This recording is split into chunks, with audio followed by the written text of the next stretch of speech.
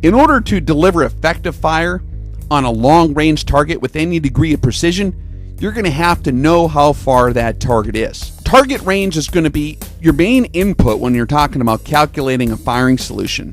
Gravity is going to be the component with the greatest effect on the trajectory. So determining the target range is going to be very important. And our first topic of discussion on this subject is really the difference between range estimation and range determination. Now, estimation is quite a bit different than determination. If you think about it, estimation is kind of getting a ballpark figure, and that's going to work fine for your point blank and your medium ranges, maybe even out to 500 or 600 meters. You're going to be relatively close, and your trajectory is not going to be radical enough to where you're going to completely miss the target if you misjudge the range or estimate the range incorrectly by a certain degree.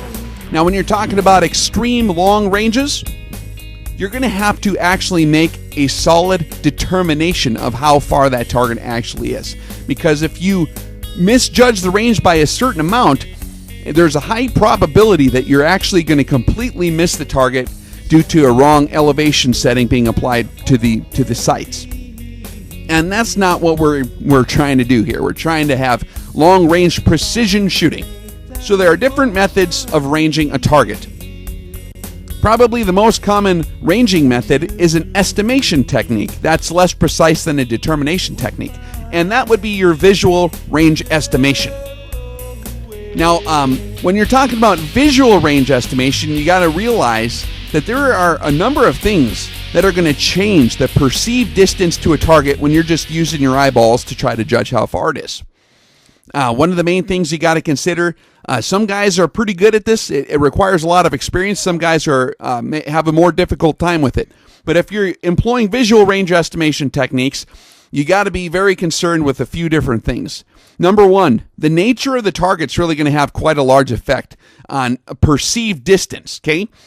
Targets with regular outlines, well-defined edges, like a vehicle or a building or something that's large and square, that's easy to see, is going to appear to be closer than something with a poorly defined edge. Something that's camouflaged, that has less contrast, is going to appear a lot farther away. So high contrast targets, like a bright shining orange or white target, is going to appear closer than one that's camouflaged. That's just a perceived distance issue. Also, targets that are partially exposed are going to also appear farther away than a target that is fully exposed, right? If you got something standing out in the open, it's going to appear closer than one that's partially obscured. So that's another important thing to keep in mind. Also, the terrain's going to have quite a large effect when you're just trying to get an estimation of how far a target is by looking. If you're shooting over real smooth terrain out here in the prairie, we got lots of beautiful rolling grass hills. Targets are going to appear a lot closer than they would across really rugged terrain, like when we're shooting in the Badlands or in the mountains. When you're shooting across rugged terrain, your brain really thinks about how far it is to walk that target over there and how much stuff you tripped over to set up that target. So it's going to seem a lot farther, and it's just going to appear to be a lot farther as well. When you're talking about shooting uphill, if you're shooting uphill, targets are going to appear closer than they do when they're downhill. And that's just an optical effect, okay? That's just a perceived distance effect.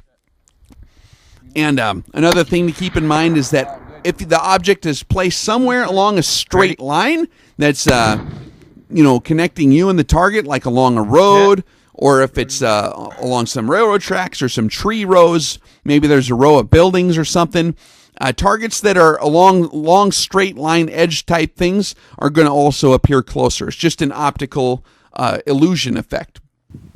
Green light. Also, targets that are fully lit, they're going to have the sun shining right on them, are going to appear closer than poor lit targets. And likewise, if the target is actually right in front of the sun, it's going to obscure the edges, and that's going to fall under the category of a partially obscured target. And it's going to break up the outline as well, and it's going to appear farther. So there's a lot of different things that can change the visual perceived distance, okay? So that's important to keep in mind, and there's only a certain degree of precision that you're going to have when you're trying to visually estimate the range of a target. There are different methods that shooters employ. One thing that I commonly do is the football field method, is what some guys call it. And that's just trying to visualize, if you're familiar with a soccer field or a football field, something that's around 100 yards or 100 meters, roughly, you can try to visualize how many football fields are going to fit in between you and the target. And this will work pretty well out to a few hundred yards or a few hundred meters.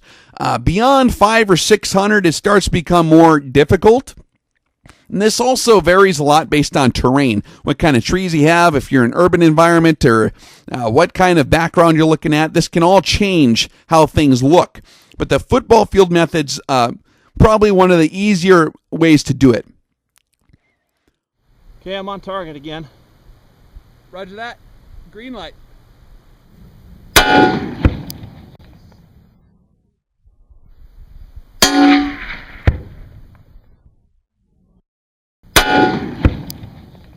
There's another range estimation method that is not visual, but is more audio. And this has to do with more combat applications where you might be taking enemy fire. Okay? And this is called the crack thump method.